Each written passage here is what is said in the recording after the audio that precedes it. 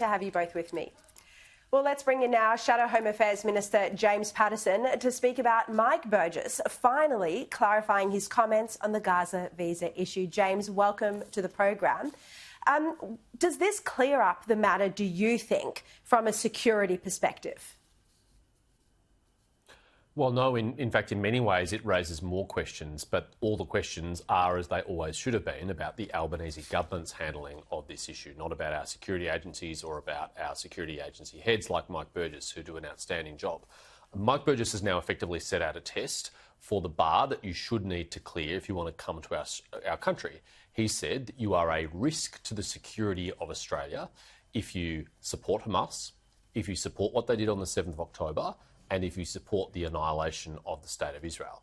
Now, can the Prime Minister or the Minister for Home Affairs, Tony Burke, put their hand on their heart and stand up tomorrow and promise that not one of the 3,000 tourist visas they granted to Gaza residents includes anyone who supports Hamas, anyone who supports the 7th of October, or anyone who wants to annihilate Israel? I seriously doubt that with the rushed, risky and reckless process they put in for handing out these tourist visas like confetti. Exactly. I mean, it might even be hard to find 3,000 people from Gaza at the moment who don't support any of the propositions that you just put there. But James, I'll remind you, because we've spoken about this before, earlier in the year in February, I've already shown that there's a 21-year-old Palestinian, came on a visitor visa from Gaza since October 7, now in Melbourne. He has on social media already liked posts and shared posts that supported the October 7 terror attacks, that supported Hamas. There were numerous posts. I've shown them on this program. So already people have come in here who do appear to be Hamas supporters based on their social media activity. So what should Tony Burke do now? What happens now if there are people already in Australia as part of the Albanese government's visa program who are Hamas supporters? Well, you're right to single that out, Shari, because Mike Burgess has made clear in his comments today that even liking or retweeting a tweet supporting these incidents is evidence of concern from a security point of view and would cause that person a problem in seeking to come to Australia. Now, I don't blame Mike Burgess or ASIO for the fact that people like that do appear to have come in under the Albanese government, because we know ASIO can only act when cases are referred to them, and we know from Mike Burgess' comments on Insiders that not all cases are being referred to them. Well, this is exactly why, when you're dealing with a terrorist-controlled war zone, that you should be referring all applications to ASIO, that full security vetting should be conducted for anyone leaving those countries or that region, and that's not what this government has done. So we already have 1,300 of these people in this country already. There may be a risk among that cohort, but there are a further 1,700 offshore who could come to Australia at any moment if the Rafah crossing reopens again, as we all hope that it does after a ceasefire agreement that releases the hostages.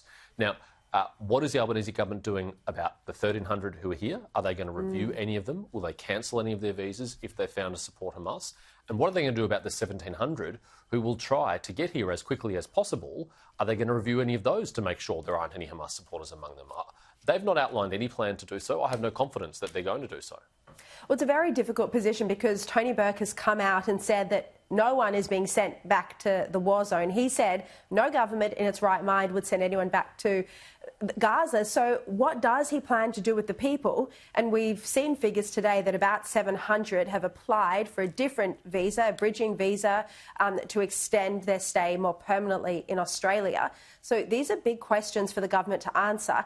And James, you know, Paul Kelly made this point brilliantly in his article in The Australian on the weekend. He said at no stage has any minister from the Albanese government actually come out and said, all right, this is our intake, this is how many people we're bringing in, this is the class of visa. There's been no explanation.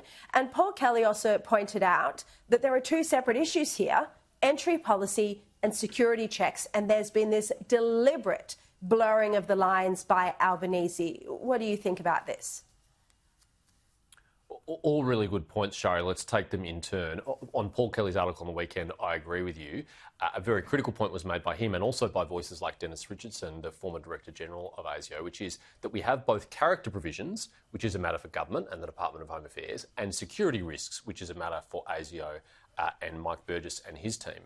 And the bar to cancel someone's visa on character grounds is considerably lower than to cancel their visa on security grounds. To give you one tangible example, the Albanese government has made it pretty clear that they're not going to approve a visa for Candace Owens, someone from the United States who wants to come to Australia on a speaking tour. Now, I'm not a fan of her. I think she's a dangerous anti-Semite and a conspiracy theorist. But she's not a supporter of Hamas or terrorist organisations. She's just an anti-Semite. And on that grounds alone, they are not going to approve her visa. Are we seriously saying among the 3,000 Gaza tourist visas, there are no anti-Semites? Have they even asked? Have they even checked? And this goes to the other issues. I mean, how can you possibly be confident when the interviews didn't take place, when the biometric checks weren't done, when they were just handed out tourist visas so quickly? And if Tony Burke is right that none of these people can be returned, why were they given tourist visas in the first place? A condition of a tourist visa is you are only here to visit temporarily. Clearly, none of these people intend to stay here temporarily. Yeah, so many questions that the government really needs to front up. It doesn't look like they're going to do that anytime soon.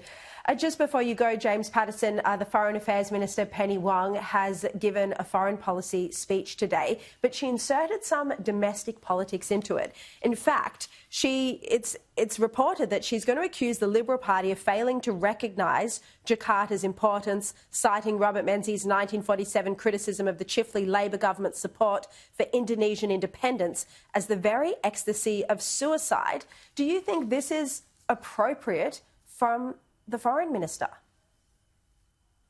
It's extraordinary and bizarre that the Foreign Minister would think it's appropriate to revive 70-year-old comments of a dead Prime Minister as a way of attacking Peter Dutton and the Liberal Party today, and to do so in front of invited guests from our region who are our friends. I mean, how does it enhance Australia's national interest to do that? We could all play this game.